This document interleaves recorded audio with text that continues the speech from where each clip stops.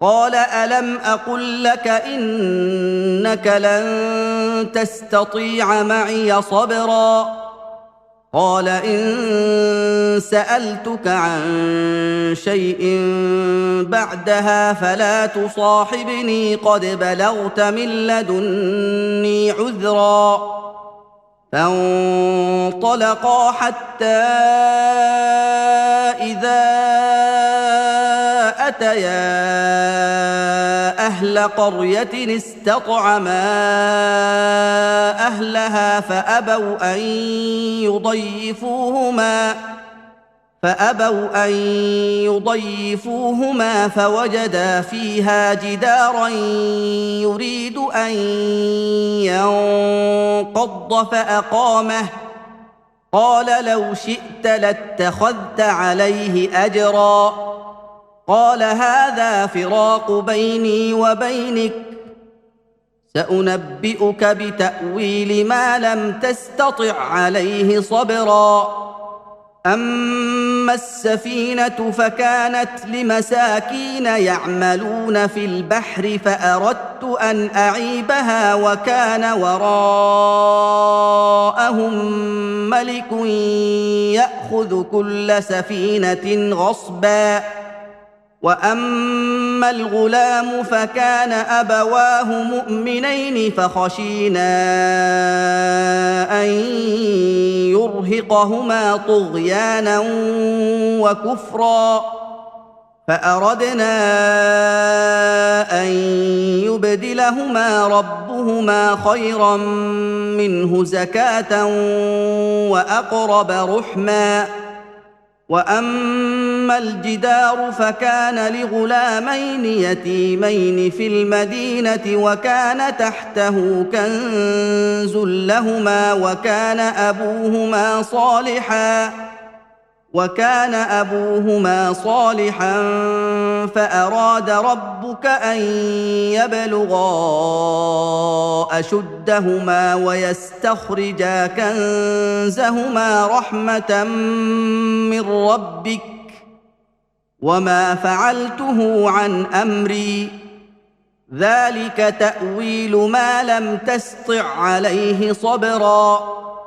ويسألونك عن ذي القرنين قل سأتلو عليكم منه ذكرا إنا مكنا له في الأرض وآتيناه من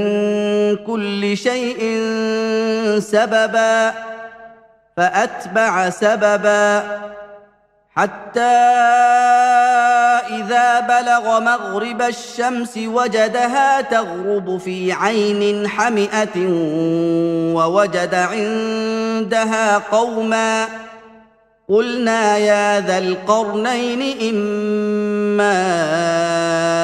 أن تعذب وإما أن تتخذ فيهم حسنا قال أما من ظلم فسوف نعذبه ثم يرد إلى ربه فيعذبه عذابا نكرا وأما من آمن وعمل صالحا فله جزاء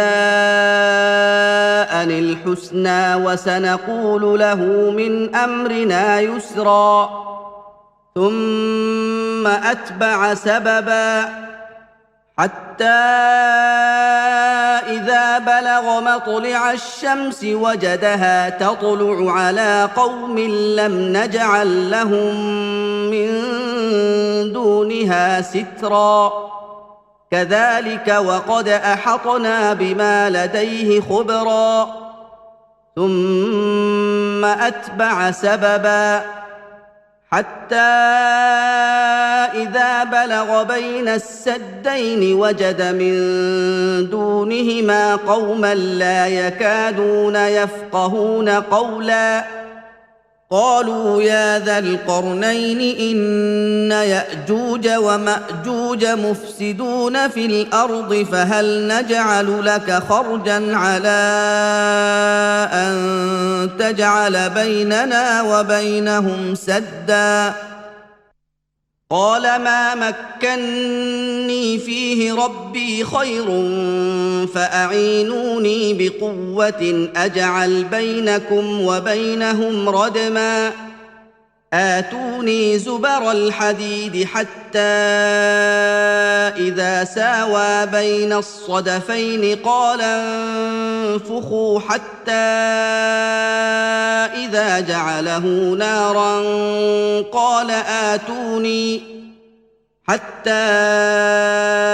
إذا جعله نارا قال آتوني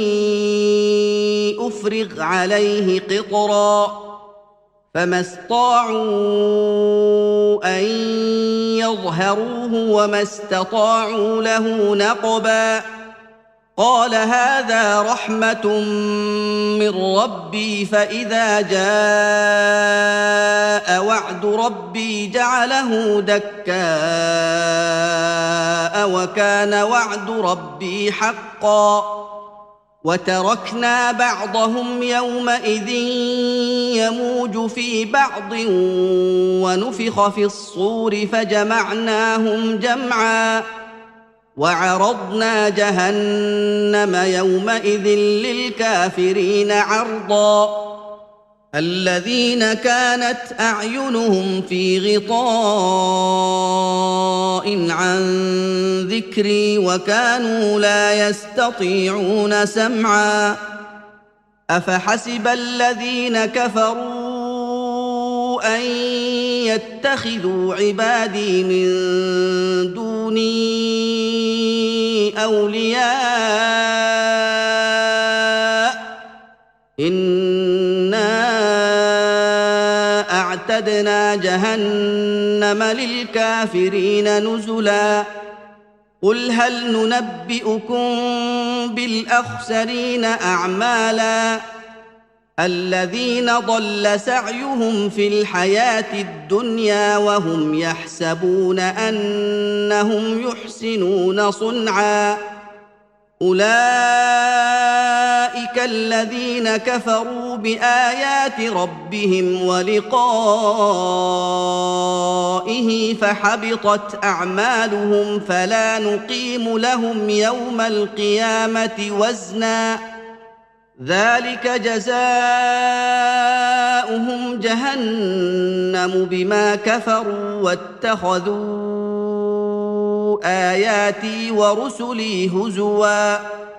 إن الذين آمنوا وعملوا الصالحات كانت لهم جنات الفردوس نزلا خالدين فيها لا يبغون عنها حولا قل لو كان البحر مدادا لكلمات ربي لنفد البحر قبل أن تنفد كلمات ربي ولو جئنا بمثله مددا قل إنما أنا بشر مثلكم يوحى إلي أنما إلهكم إله واحد فمن كان يرجو لقاء ربه فليعمل عملا صالحا ولا يشرك بعبادة ربه أحدا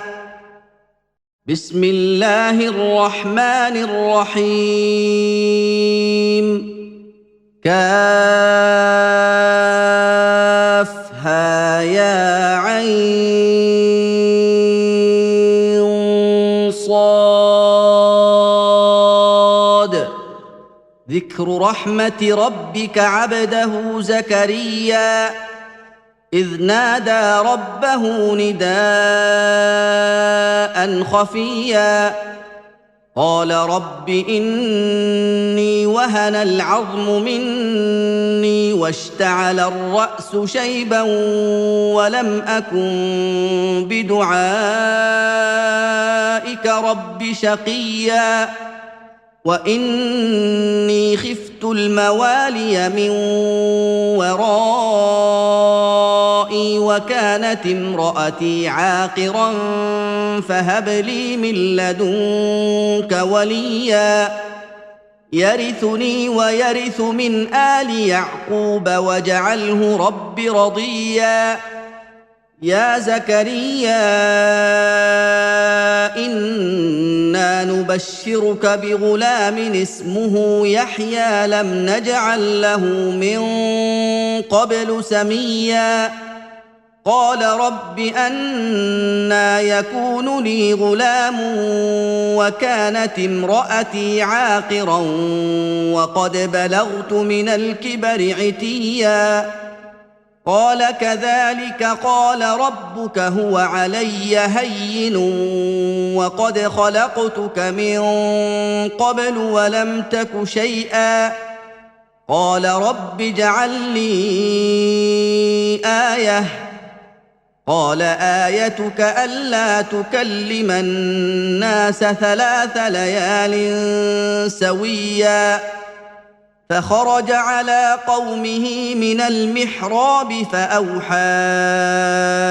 إليهم أن سبحوا بكرة وعشيا يا يحيى خذ الكتاب بقوة وآتيناه الحكم صبيا وحنانا من لدنا وزكاة وكان تقيا وبرا بوالديه ولم يكن جبارا عصيا وسلام عليه يوم ولد ويوم يموت ويوم يبعث حيا واذكر في الكتاب مريم إذ انتبذت من أهلها مكانا شرقيا فاتخذت من دونهم حجابا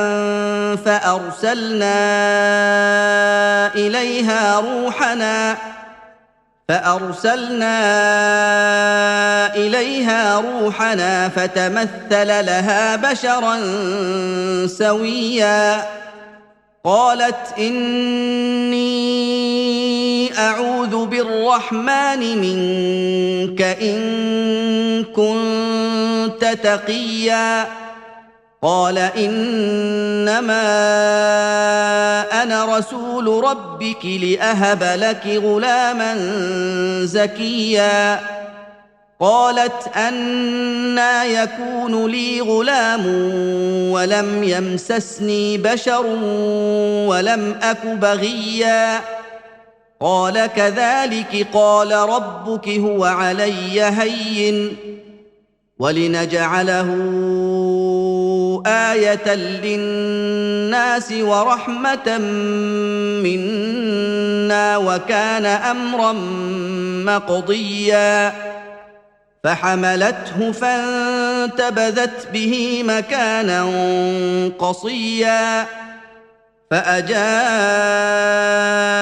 المخاض إلى جذع النخلة قالت يا ليتني مت قبل هذا وكنت نسيا منسيا فناداها من تحتها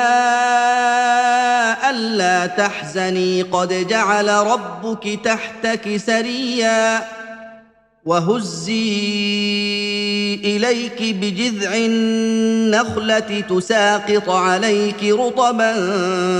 جنيا فكلي واشربي وقري عينا فإما ترين من البشر أحدا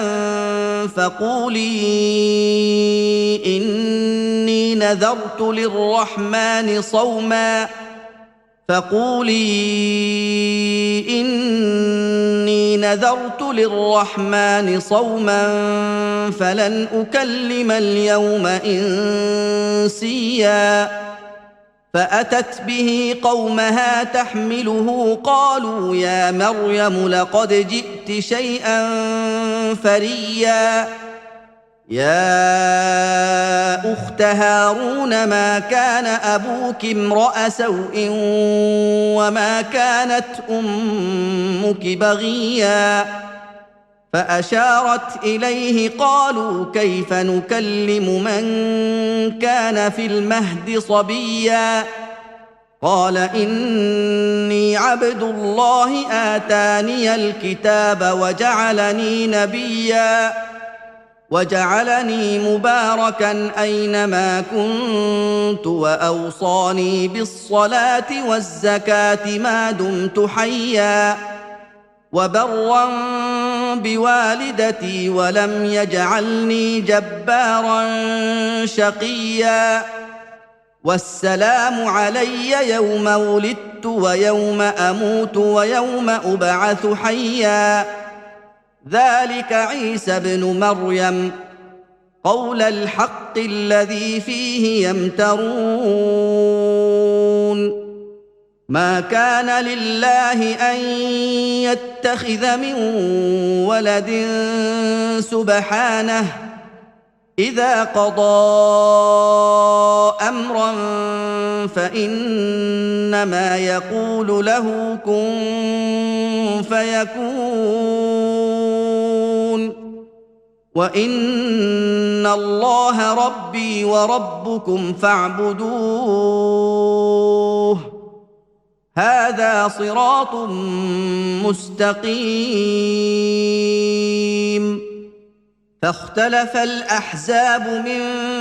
بينهم فويل للذين كفروا من مشهد يوم عظيم اسمع بهم وابصر يوم ياتوننا لكن الظالمون اليوم في ضلال مبين وانذرهم يوم الحسره اذ قضي الامر وهم في غفله وهم لا يؤمنون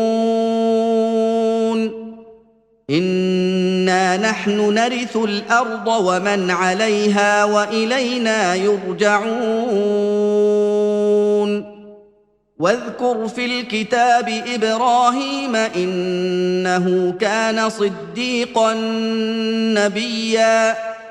اذ قال لابيه يا ابت لم تعبد ما لا يسمع ولا يبصر ولا يغني عنك شيئا يا ابت اني قد جاءني من العلم ما لم ياتك فاتبعني اهدك صراطا سويا يا ابت لا تعبد الشيطان ان الشيطان كان للرحمن عصيا يا ابت اني اخاف ان يمسك عذاب من الرحمن فتكون للشيطان وليا قال اراغب انت عن الهتي يا ابراهيم لئن لم تنته لارجمنك واهجرني مليا قال سلام عليك ساستغفر لك ربي انه كان بي حفيا واعتزلكم وما تدعون من دون الله وادعو ربي عسى الا اكون بدعاء ربي شقيا فلما اعتزلهم وما يعبدون من دون الله وهبنا له اسحاق ويعقوب وكلا جعلنا نبيا ووهبنا لهم من رحمتنا وجعلنا لهم لسان صدق عليا واذكر في الكتاب موسى انه كان مخلصا وكان رسولا نبيا وناديناه من جانب الطور الايمن وقربناه نجيا ووهبنا له من رحمتنا اخاه هارون نبيا واذكر في الكتاب اسماعيل انه كان صادق الوعد وكان رسولا نبيا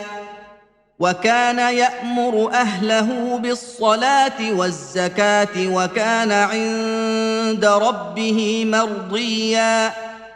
واذكر في الكتاب إدريس إنه كان صديقا نبيا ورفعناه مكانا عليا أولئك الذين أنعم الله عليهم من النبيين من ذرية آدم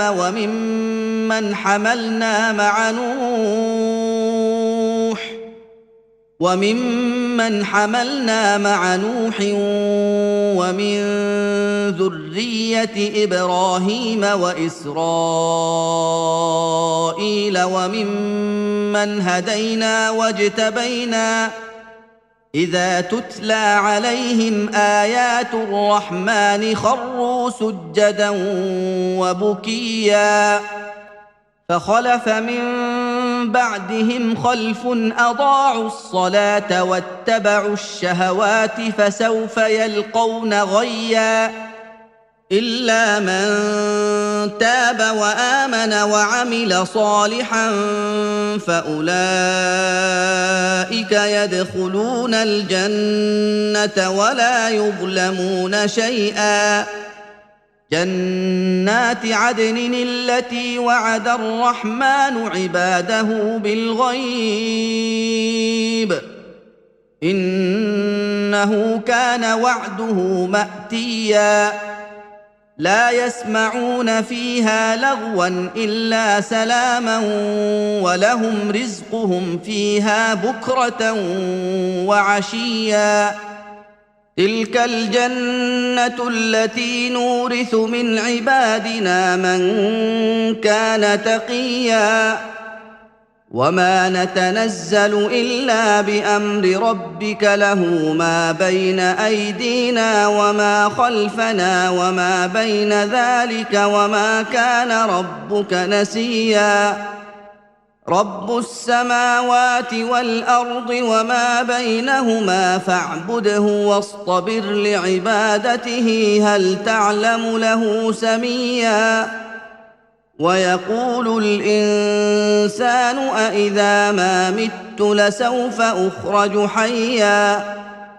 أولا يذكر الإنسان أنا خلقناه من قبل ولم يك شيئا فوربك لنحشرنهم والشياطين ثم لنحضرنهم حول جهنم جثيا ثم لننزعن من كل شيعة أيهم أشد على الرحمن عتيا ثم لنحن أعلم بالذين هم أولى بها صليا وإن منكم إلا واردها كان على ربك حتما مقضيا ثم ننجي الذين اتقوا ونذر الظالمين فيها جثيا وإذا تتلى عليهم آياتنا بينات قال الذين كفروا للذين آمنوا أي الفريقين خير مقاما قال الذين كفروا للذين آمنوا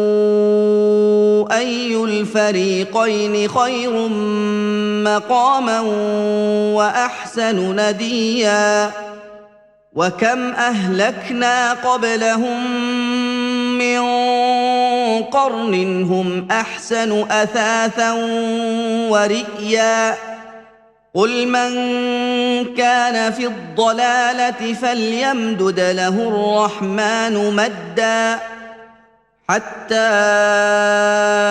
إذا رأوا ما يوعدون إما العذاب وإما الساعة فسيعلمون من هو شر مكانا وأضعف جندا ويزيد الله الذين اهتدوا هدى والباقيات الصالحات خير عند ربك ثوابا وخير مردا أفرأيت الذي كفر بآياتنا وقال لأوتين مالا وولدا أطلع الغيب أم اتخذ عند الرحمن عهدا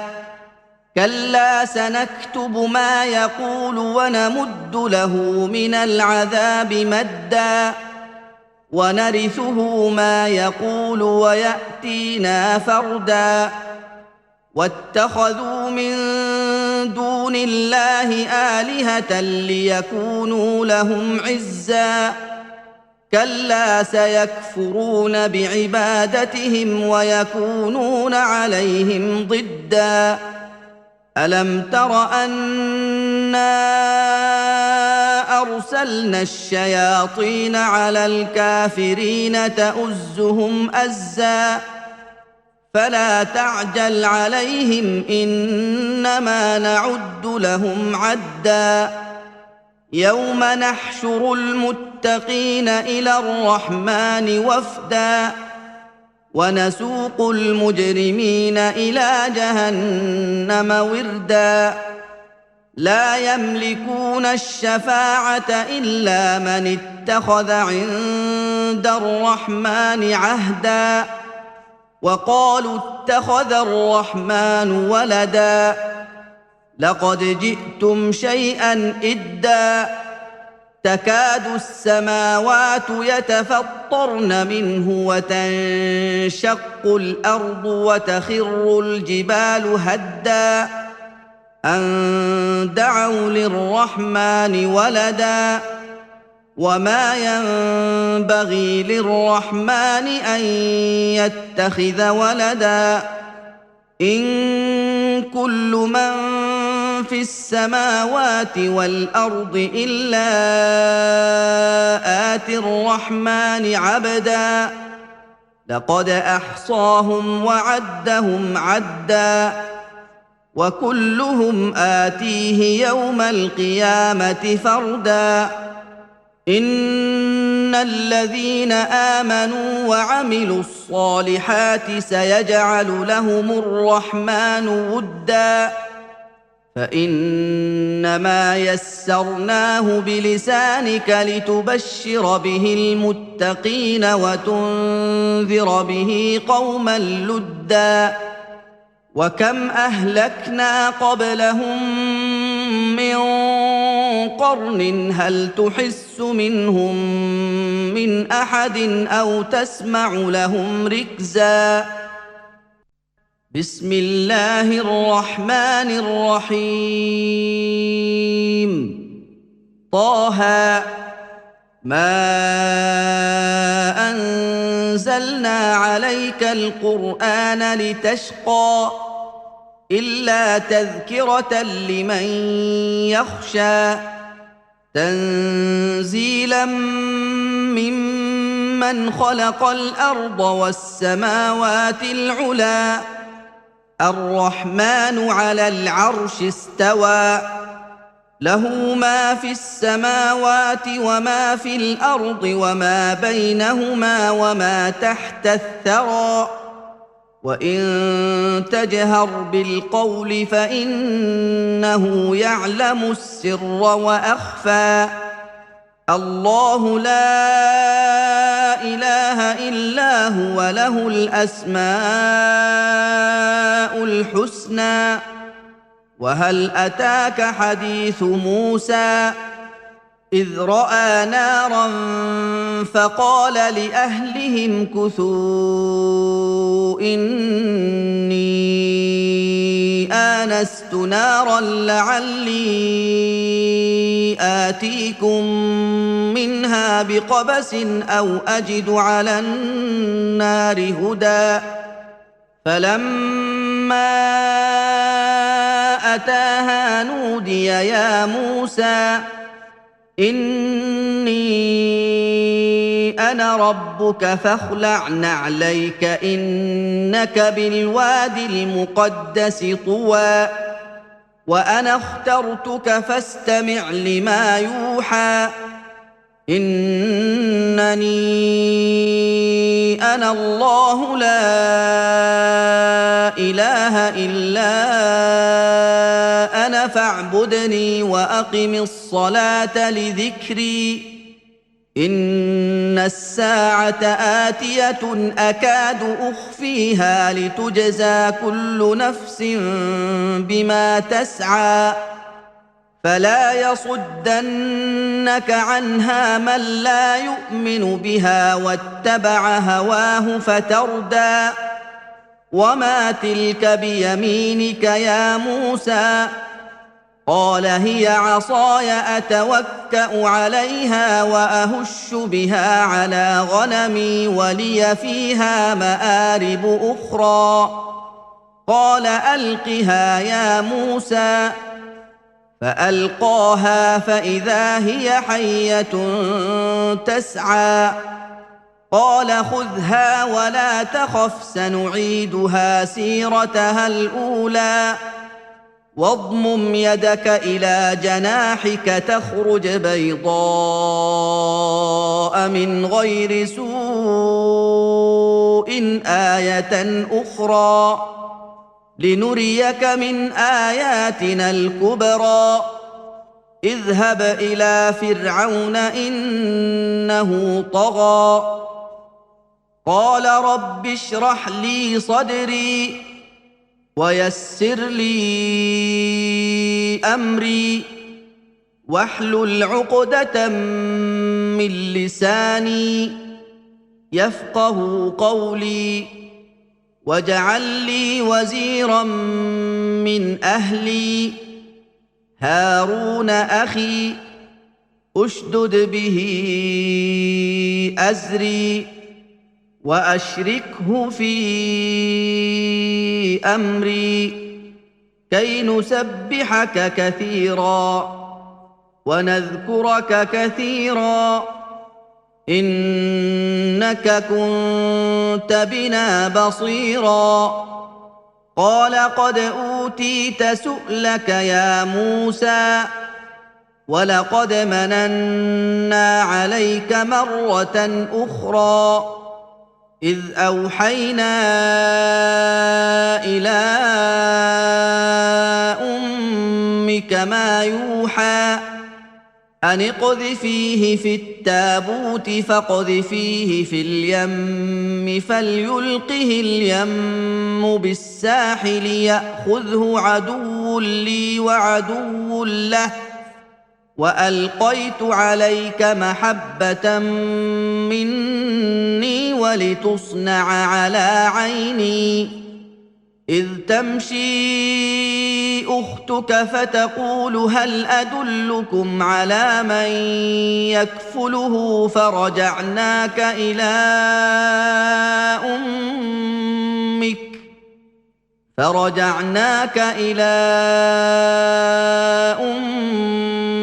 كي تقر عينها ولا تحزن وقتلت نفسا فنجيناك من الغم وفتناك فتونا فلبثت سنين في أهل مدين ثم جئت على قدر يا موسى واصطنعتك لنفسي اذهب أنت وأخوك بآياتي ولا تنيا في ذكري اذهبا إلى فرعون إنه طغى فقولا له قولا لينا لعله يتذكر أو يخشى قالا ربنا إننا إننا نخاف أن يفرط علينا أو أن يطغى قال لا تخافا إنني معكما أسمع وأرى فأتياه فقولا إنا رسولا ربك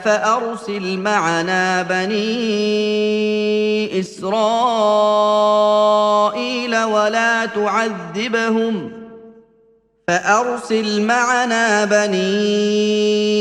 إسرائيل ولا تعذبهم قد جئناك بآية من ربك والسلام على من اتبع الهدى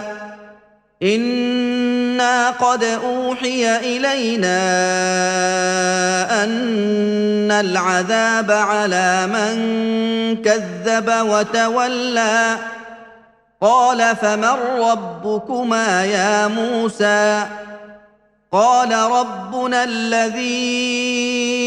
أعطى كل شيء خلقه ثم هدى قال فما بال القرون الأولى قال علمها عند ربي في كتاب لا يضل ربي ولا ينسى الذي جعل لكم الأرض مهدا وسلك لكم فيها سبلا وأنزل من السماء ماء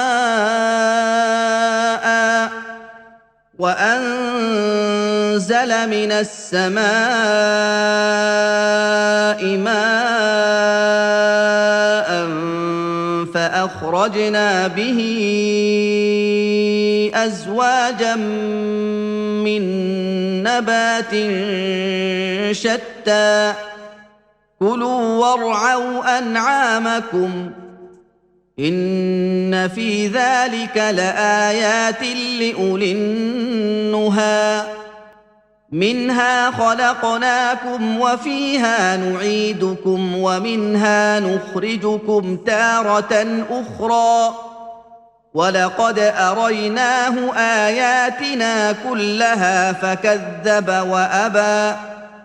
قال أجئتنا لتخرجنا من أرضنا بسحرك يا موسى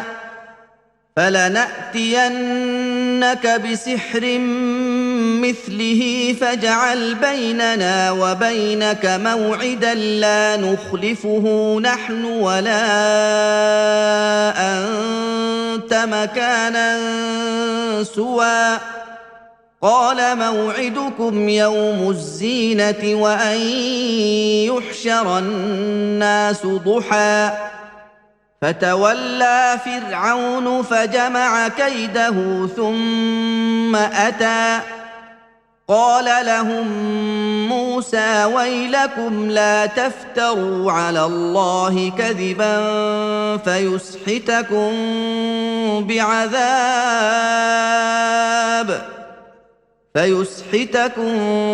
بعذاب وقد خاب من افترى فتنازعوا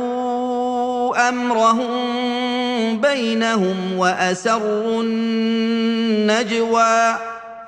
قالوا إن هذان لساحران يريدان أن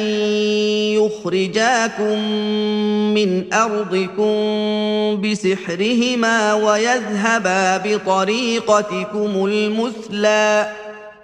فأجمعوا كيدكم ثم أتوا صفا وقد أفلح اليوم من استعلى قالوا يا موسى إما أن تلقي وإما أن نكون أول من ألقى قال بل القوا فاذا حبالهم وعصيهم يخيل اليه من سحرهم انها تسعى فاوجس في نفسه خيفه موسى قلنا لا تخف انك انت الاعلى والق ما في يمينك تلقف ما صنعوا انما صنعوا كيد ساحر ولا يفلح الساحر حيث اتى فالقي السحره سجدا قالوا امنا برب هارون وموسى قال آمنتم له قبل أن آذن لكم إنه لكبيركم الذي علمكم السحر فلأقطعن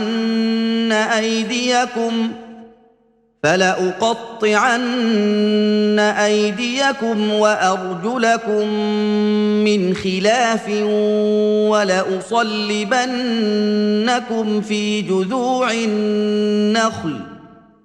ولأصلبنكم في جذوع النخل ولتعلمن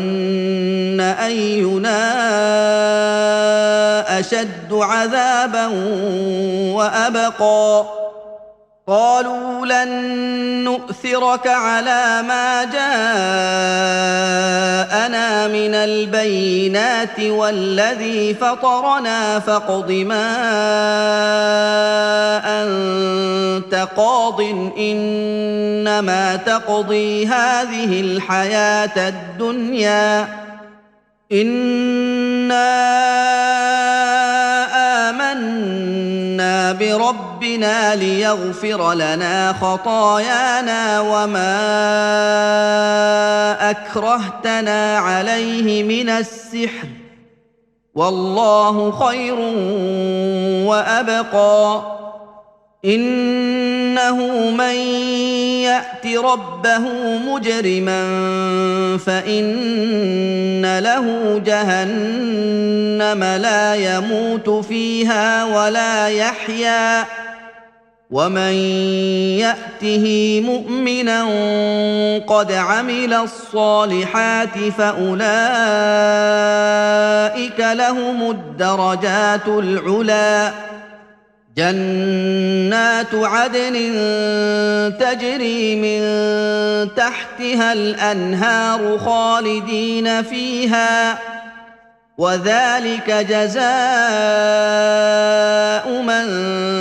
تزكى ولقد أوحينا إلى موسى أن أسر بعبادي فاضرب لهم طريقا في البحر يبسا لا تخاف دركا ولا تخشى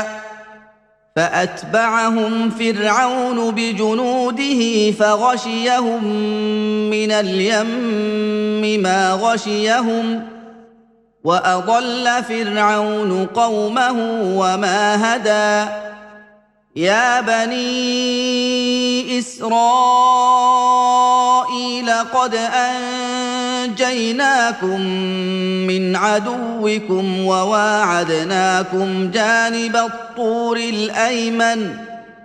وواعدناكم جانب الطور الأيمن ونزلنا عليكم المن والسلوى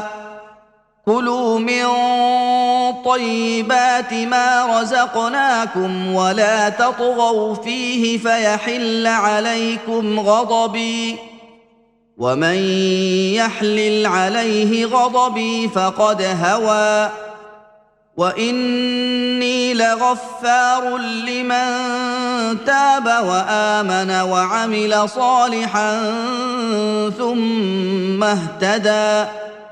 وما أعجلك عن قومك يا موسى قال هم أولئك على أثري وعجلت إليك رب لترضى قال فإنا قد فتنا قومك من بعدك وأضلهم السامري فرجع موسى إلى قومه غضبان أسفا قال يا قوم ألم يعدكم ربكم وعدا حسنا أفطال عليكم العهد أم أردتم أن يحل عليكم غضب من ربكم فأخلفتم موعدي قالوا ما أخلفنا موعدك بملكنا ولكننا حملنا أوزارا من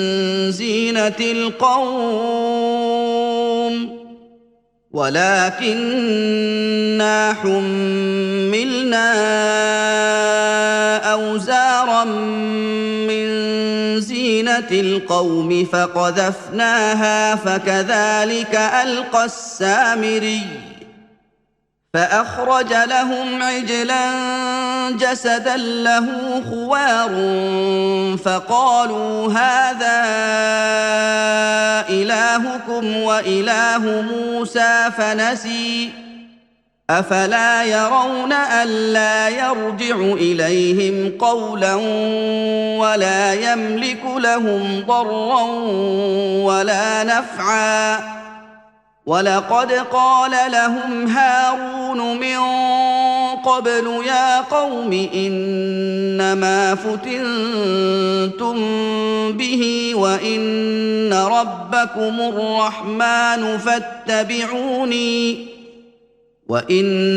ربكم الرحمن فاتبعوني وأطيعوا أمري قالوا لن نبرح عليه عاكفين حتى يرجع إلينا موسى قال يا هارون ما منعك إذ رأيتهم ضلوا ألا تتبعني أفعصيت أمري قال يا ابن أم لا تأخذ بلحيتي ولا برأسي إني خشيت أن تقول فرقت بين بني إسرائيل ولم ترقب قولي قال فما خطبك يا سامري قال بصرت بما لم يبصروا به فقبضت قبضة من أثر الرسول فنبذتها وكذلك سولت لي نفسي قال فاذهب فإن لك في الحياة أن تقول لا مساس وإن لك موعدا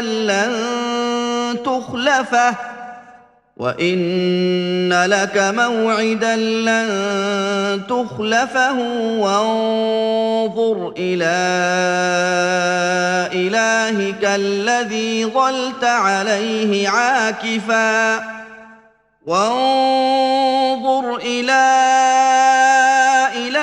الذي ظلت عليه عاكفا لنحرقنه ثم لننسفنه في اليم نسفا إنما إلهكم الله الذي لا إله إلا هو وسع كل شيء علما كذلك نقص عليك من أنباء ما قد سبق وقد آتيناك من لدنا ذكرا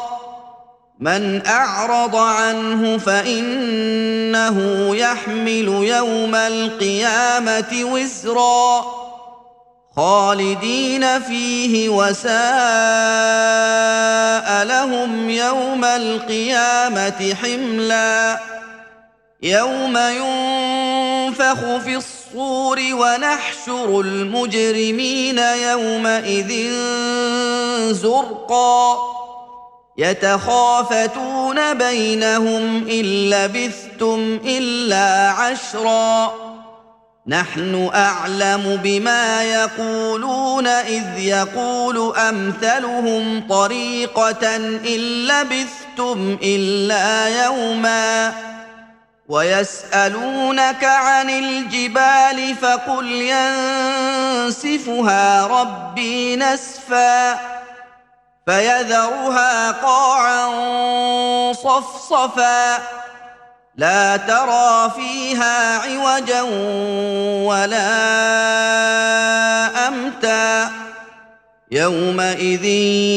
يتبعون الداعي لا عوج له وخشعت الأصوات للرحمن فلا تسمع إلا همسا يومئذ لا تنفع الشفاعة إلا من أذن له الرحمن ورضي له قولا يعلم ما بين أيديهم وما خلفهم ولا يحيطون به علما وعنت الوجوه للحي القيوم وقد خاب من حمل ظلما ومن يعمل من الصالحات وهو مؤمن فلا يخاف ظلما ولا هضما وكذلك أنزلناه قرآنا عربيا وصرفنا فيه من الوعيد لعلهم يتقون أو يحدث لهم ذكرا فتعالى الله الملك الحق ولا تعجل بالقرآن من قبل أن يقضى إليك وحيه وقل رب زدني علما ولقد عهدنا إلى آدم من قبل فنسي ولم نجد له عزما وإذ قلنا للملائكة اسجدوا لآدم فسجدوا إلا إبليس أبى فقلنا يا آدم إن هذا عدو لك ولزوجك فلا يخرجنكما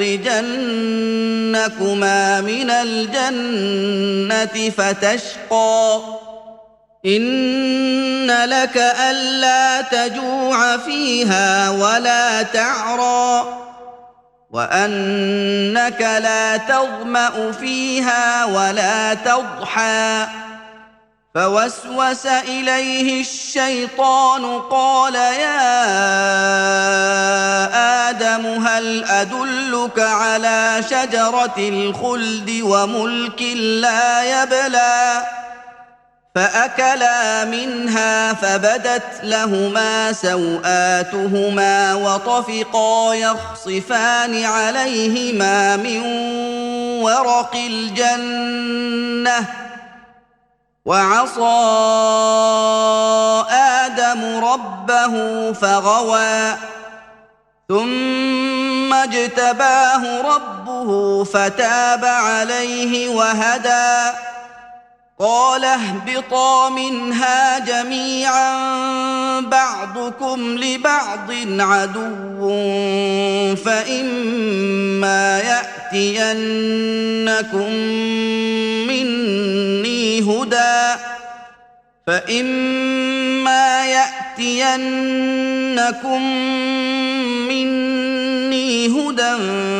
فمن اتبع هداي فلا يضل ولا يشقى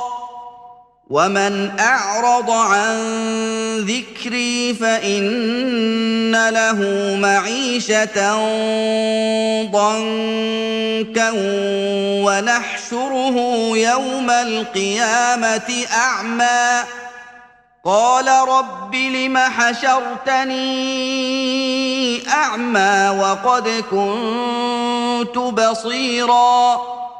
قال كذلك أتتك آياتنا فنسيتها وكذلك اليوم تنسى وكذلك نجزي من أسرف ولم يؤمن بآيات ربه ولعذاب الآخرة أشد وأبقى أفلم يهد لهم كم أهلكنا قبلهم من القرون يمشون في مساكنهم إن في ذلك لآيات لأولي النهى ولولا كلمة سبقت من ربك لكان لزاما وأجل مسمى فاصبر على ما يقولون وسبح بحمد ربك قبل طلوع الشمس وقبل غروبها وسبح بحمد ربك قبل طلوع الشمس وقبل غروبها ومن آناء الليل فسبح وأطراف النهار لعلك ترضى ولا تمدن عينيك إلى ما متعنا به أزواجا منهم زهرة الحياة الدنيا لنفتنهم فيه ورزق ربك خير وأبقى وأمر أهلك بالصلاة واصطبر عليها لا نسألك رزقا نحن نرزقك والعاقبة للتقوى وقالوا لولا يأتينا بآية من ربه أولم تأتهم بينة ما في الصحف الأولى ولو أنا أهلكناهم بعذاب من قبله لقالوا ربنا لولا أرسلت إلينا رسولا فنتبع آياتك من قبل أن نذل ونخزى قل كل متربص فتربصوا فستعلمون من أصحاب الصراط السوي ومن اهتدى